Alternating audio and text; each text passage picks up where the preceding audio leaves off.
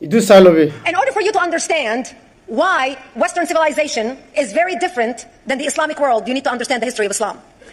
When Prophet Muhammad supposedly revealed his revelation from the angel Gabriel that he is supposed to be the last of the prophets in the early 600s, he started preaching in his own city, Mecca. He tried to recruit friends and followers to be able to spread his religion. And he tried for 12 years and failed. And after 12 years, he was only able to recruit his immediate family and friends. So he decided, if I go to Medina, which was the Jewish hub of Arabia, the business hub where the Jews lived, if I go there and preach my religion to them, if they accept me, that will buy me respect and stature between my own people and they will accept me.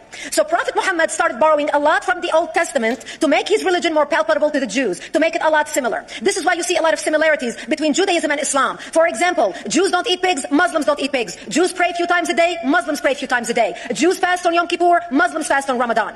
And this is why you started seeing a lot of good writing in the beginning of the Quran when Prophet Muhammad was saying all the good things about the people of the book. He took his message and went to Medina trying to recruit the Jews, talking about the people of the book, talking about how similar the two religions are. When they refused to accept him and follow him as the last of the prophet, that's when he turned against them and started killing them and started expelling them. That's when Islam went from a spiritual movement for the first 12 years of Islam into a political movement cloaked in religion after the year of the Hijrah, after Muhammad went to Medina and the Jews did not accept him. He became a military warrior and declared war on them and started expelling them. Jews and Christians became dhimmi, or second-class citizens. They were only allowed to stay alive and not be killed only by paying the jizya or the protection tax. So they had a choice: convert to Islam, or if you want to stay alive, you have to pay the jizya or protection tax, living as dhimmi in the Islamic nation. Christians and Jews could not ring church bells. Jews could not blow the shofar. Christians could not ring church bells. They could not pray publicly.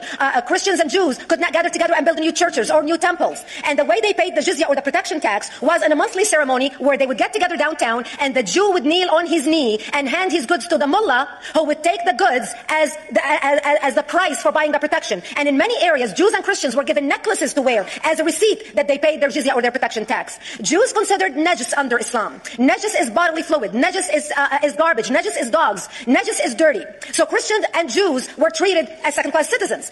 Islam continued to grow. As Islam grew, more people became dhimmi or second-class citizens.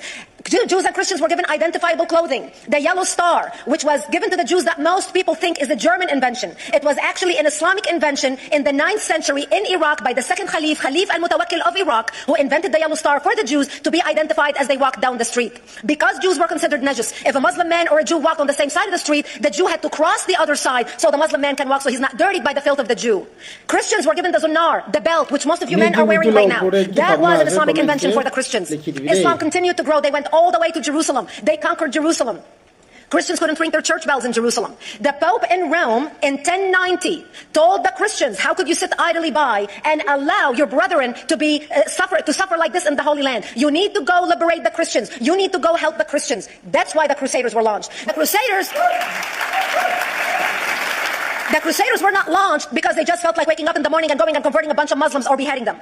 The Crusaders were launched to liberate Jerusalem. And they were able to liberate Jerusalem for less than 100 years before Salah ad-Din al-Ayyubi, Saladin, took it back, and Jerusalem remained under Islamic control until 1967, when the State of Israel liberated Jerusalem, where Christians, Jews, and Muslims could pray under the same sky. Ni di witu la upore ki bhavna ase comments te likhi dibi dei.